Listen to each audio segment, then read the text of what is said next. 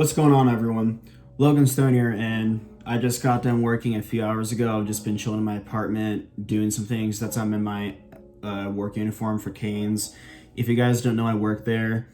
That's how I make money. But today I'm going to be talking about a different way to make money. One that I actually really enjoy and recommend that I've done for a while.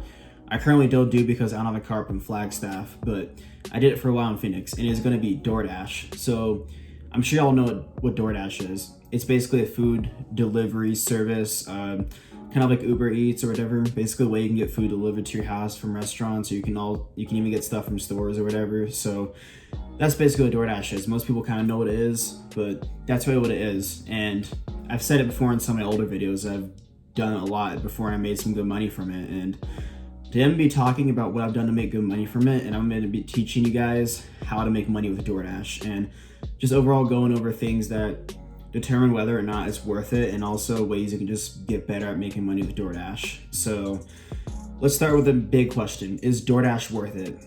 Because you're driving a car, you're using gas, and you're putting wear and tear on your vehicle. So honestly, I think it actually is worth it, especially if you have the right kind of car. And it really depends too on like where you're going and where you're going to be Doordashing at as well, and how you're going to be doing it. That really determines if it's worth it or not. And honestly, I haven't really tried Doordashing with the new gas prices. I know they're insanely high right now. I think the last time I did it was when I was in Phoenix in December, but that was before the gas prices got like super high. So I haven't even tried it yet with the super high gas prices, but I guess I'll have to see. I'm gonna actually try it again when I go back to Phoenix to visit in a few weeks. So I haven't tried it yet, so it might not be now with all the gas prices, but all that aside, I personally think it is, especially if you have the right kind of car for it and you know what you're doing. What are the pros of the job? So I think the biggest pro is that you make your own schedule, and really you have no boss but yourself. You are in charge of yourself. And that can be nice because you have to deal with a boss nagging in your ear, telling you what to do. And I'm not saying all bosses do that. Most managers, supervisors I've had at any jobs are actually pretty cool. But it's stressful, right? When you're in charge of yourself though, you just have to hold yourself accountable, and really you're doing it for yourself, so you don't want to mess it up on that part. So really that's a big pro of it. And I'd also say too that it's a calm job. It's not very stressful. You're just driving. Traffic can be a little bit stressful at times, but if you know what you're doing, or you're just like patient, it can actually be really calm, especially when you're just going on a long road. It's a calm job. You're not having to like deal with like putting stuff together, putting orders together like you are at a restaurant. Doordash is a really stress-free job, so I actually really like it. But it's also a fun job. I really love driving. I like how I can just be in my mind or listen to music or whatever. I've even filmed videos when I've been driving. It's a fun job, just driving in the car. You know, you can bring friends too. It's a pretty easy, fun job, just to really sum it up, I guess. Not physically hard on you at all. You're just sitting around driving all day, so pretty easy job. I guess the other thing too is that you can get tips that can be really good. It really depends on what you know you're doing, or if like you just get lucky, obviously. But if you know what you're doing, you can kind of like make it more likely to get bigger tips. But tips are cool because they basically increase your overall pay. And I think with all this combined, like I said, you're in charge of yourself, but it's also a fun job, and you are partially in charge. Actually, you are very much in charge of how much money you're gonna make, how successful you are. Really, you choose success with this job, and I kind of really like that. It really shows like how you can put the work in and make more money. So I really like that aspect of the job. What are the cons of the job? Cons. So obviously the biggest con is going to be gas. Gas costs money, especially nowadays with the crazy gas prices. I'm not going to get political, but we all know that they have increased recently. So gas prices can really make this job, can really kind of like take a bit away from the job. That's like the biggest one. The next one is wear and tear on the vehicle. So honestly, it really depends on the kind of vehicle you have too. It puts miles in your vehicle. You can also like get in a car accidents or whatever, or hit stuff when you're driving, which I've actually done when I was Doordashing on winter break. I curb checked the right side of my mom's van when I was Doordashing last time. So really, you can get in little accidents too. I got rear-ended too, but that wasn't my fault. So I've actually gone in 2 accidents last time I was driving around doing it, but I think those were the only few. But it does put wear and tear on your vehicle. You have to replace parts, so that is definitely a con as well. But I guess the final one is that driving can be risky just because of a cumulative risk. And especially if you're DoorDashing, you're going to become like likely a bit cockier of a driver. I've noticed that. Like I have to operate my thing when I'm driving while also try to like switch music and stuff. So it definitely can make you a bit of a more arrogant driver. But driving just more in general, just because of a cumulative risk, when you do something more often, the risk of something bad happening increases. I think it's called something like that. You know what I'm saying? The more you drive, the more likely you are to get in a car accident. So there's that part too. But those are the only cons really. And really, I think you can honestly counteract these cons a lot if you do the things I'm talking about in this video. Now let's get into the goal. Let's talk about how to make money with DoorDash. So I have 5 major tips I'm going to be talking about. The first tip is going to be location. The second is going to be timing. The third is going to be being selective of orders. The fourth is going to be the car you drive. And the fifth one is just going to be any additional strategies. So I think like they're pretty much ranked, but 4 and 5 are kind of about the same level or whatever, I guess. 5 is just like additional strategies. Okay, so let's get into the most important thing with DoorDash. So you hear it all the time. What's the most important thing with business? It's going to be your location. You need to be in a good location where you can make money from and profit. Same thing with DoorDash. So at DoorDash, you need to be going in a place where there's going to be restaurants and places to get food, right? And also houses so you can deliver to them. If there's nowhere nearby, you're just in the middle of nowhere, you're not going to get any orders pinged to you. That's just common sense. But the more populated areas and like more restaurants around there, you're likely going to be getting a lot more orders. So what I recommend is you find places like shopping complexes or strip malls, places where there's going to be a lot of restaurants that are actually easily accessible. You want to find restaurants that are easily accessible you can just get right into. But really, you also want to try to, if you can, try to find areas that are more wealthy and have less apartments. So I live in an apartment myself. My roommates do too. I know a lot of people do. I'm not trying to make trash talking if you live in an apartment, but generally speaking, people in apartments don't make very much money, or they don't make as much money. So they're not likely to tip you as well. So what you want to do is you want to find areas that have more suburban houses or even like richer houses, but also where there's restaurants nearby and shopping complexes, because that's where you're going to be getting a lot of orders to good places. So wealthy areas are obviously better just because people who have more money are more likely to tip. I found that when I did it, I used to DoorDash in North Phoenix, and it's not bad, but there's parts where it's like definitely more apartments and not as like wealthy. I started going to Glendale, Peoria, and just in general, that whole area is like more wealthy and a lot more people like living in more suburban houses, living in like actual houses. So I actually make a lot more money when I do that area. Usually at nighttime it's a little different, but like usually I make better money in that area. So that's kind of what I recommend as far as location goes. Yeah, find places that are really easily accessible and that have a lot of restaurants, but also a lot of houses nearby. And generally speaking, wealthier is better. So other thing too is you need to just find a route that works for you. You're gonna have to find this through trial and error, find routes that actually work for you in different areas, and that's what you're gonna have to really see with DoorDash. See for yourself. And it's likely gonna be different in different areas too. Okay, so the next key is gonna be time. So timing is very key with DoorDash.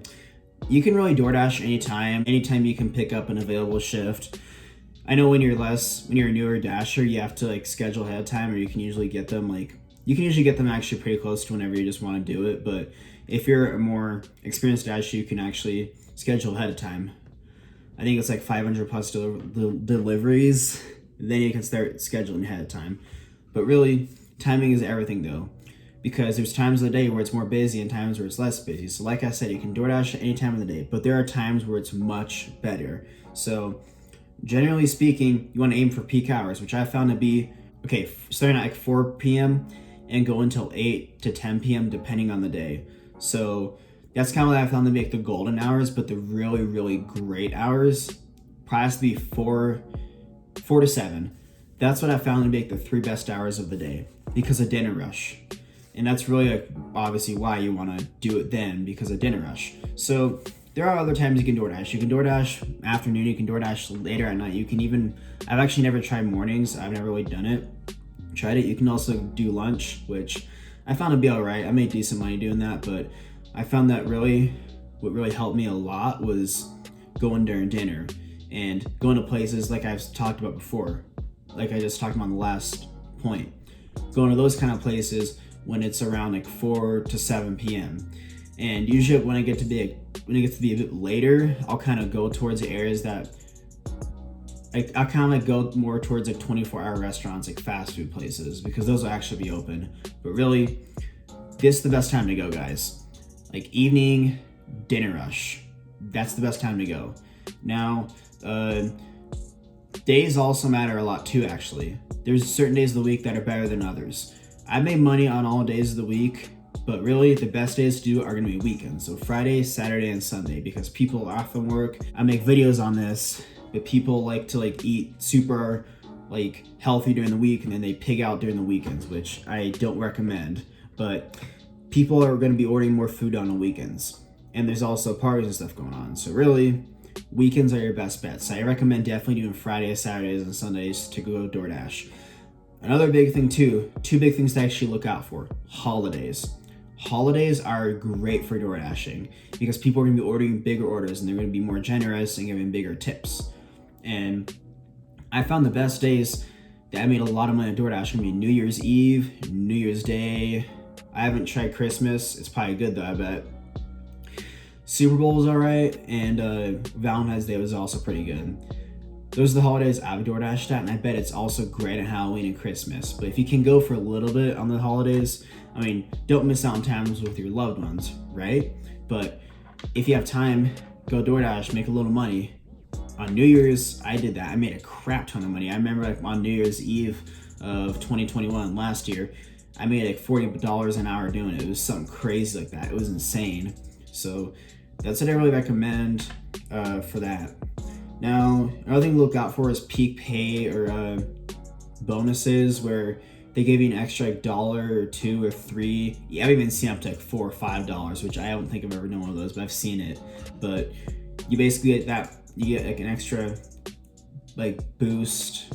You get that extra little money because of like peak hours per order. So you might get an extra $1.50 per order. Look out for this too, because this can actually really impact it a lot. I think that's also why holidays can really be good too, because usually they'll actually have a few of those different campaigns running during holidays. So not only am I getting like good tips on holidays, I'm also getting like an extra like $4 or $5 just because of the multiple like peak pays added to it. So this is another thing to look out for when choosing shifts. Look for peak pay hours. All right, so I've gone over location and time, which are obviously, with common sense, the most important things.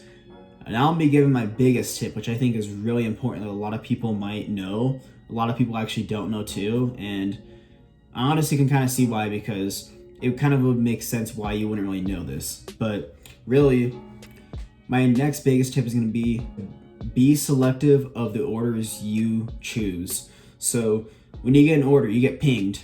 You have the option of declining it or accepting it. There's things you should look out for when you're choosing the orders. So really, there's a few big things when it comes down to. So first of all, you want to see if it's worth it to actually like drive that much for the order. So generally speaking, I'll look for at least $1 per mile that I'll be making when I accept an order. I've gotten to the point where I'm more advanced now, and I actually wait till I'm around like 125 to 150 per mile. So I think $1 per mile is a good starting point though if you're a beginner, because it's honestly much better off than what I did. I used to just accept every order. I learned soon that doesn't matter, which brings me to my next point. Rejecting orders doesn't have any effect on the orders you receive. It's not going to affect how you receive orders. It will not affect you at all, actually, which I wish I had known. So my acceptance rate is super low. I'm probably around like 10 to 11% right now. I used to be like a bit higher, but I've gone a lot more selective with the orders I get, and it's honestly helped me make much more money, because if you just accept every order they give you, you're gonna be taking some crap orders, you know? You might get some cheapo that wants you to drive 11 miles and isn't even gonna tip you, and you get $3 from this order. Not worth it, right? Doesn't make sense. So that's why you should look for at least making $1 per mile when you choose an order. And I personally look for higher, but that's because I'm more experienced and advanced. You also have to kind of go based on the day. If it's a sucky day, sometimes you have to go to $1 per mile or even a little bit less. But if it's a good day, you can go higher. You have to kind of like gauge it out based on the day. And I'm at the point where I've really learned like what goes well, what works well, and what does not work well. So really, that's what you need to do. So you need to learn which stores to avoid when it comes to accepting orders, because there are some stores that are just gonna have you waiting there forever and ever. You have to wait in a long line, and it's gonna screw you over and waste your time. I've had that happen to me multiple times, and you have to learn which restaurants to not go to. Generally speaking, I can't really think of any off the top of my head that I know. Actually, Sonic can kind of suck because it can be waiting, but I've been able to go in there and pick stuff up quickly too. So it really depends. But generally speaking, you have to kind of like learn which stores to avoid and which ones to not avoid, right? And that takes experience to do. So that's a big one. Another big thing too that I recommend is you actually avoid going into actual stores where you shop and buy stuff.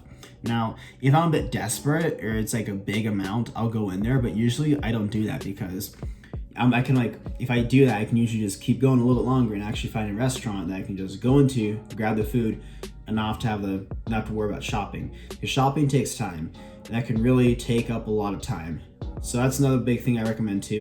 I've accepted Walmart orders a couple times, I think just once recently, and I actually got good money from it, but it was just because the projected pay was so high.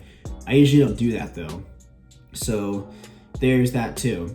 Another thing too is to kind of avoid apartments if you can. So when you get an order, you can kind of zoom in and see where it's going. You can't always tell, but unless it's like a big order, like I said, I recommend generally speaking like avoiding apartments just because navigating them kind of sucks. You know, the people there usually don't tip as well, and gate codes are also a pain. Sometimes people like will send you to their gate and not put a gate code and you have to wait for them. That sucks too.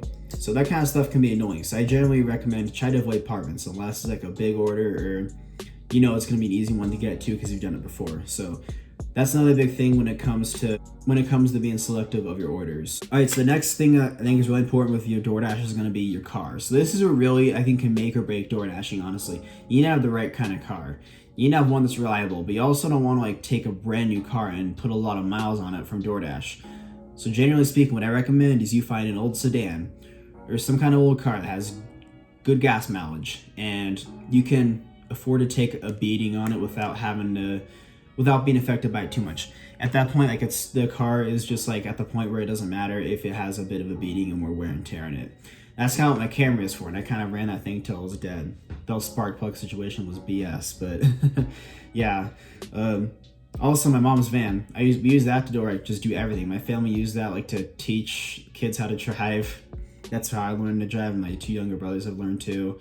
And also, that car is so beat up. And for DoorDash though, it's perfect because it has 200,000 miles on it. It's an old Honda Odyssey, has decent gas mileage. So you want to find a car that you can afford to drive to the ground and that's also reliable.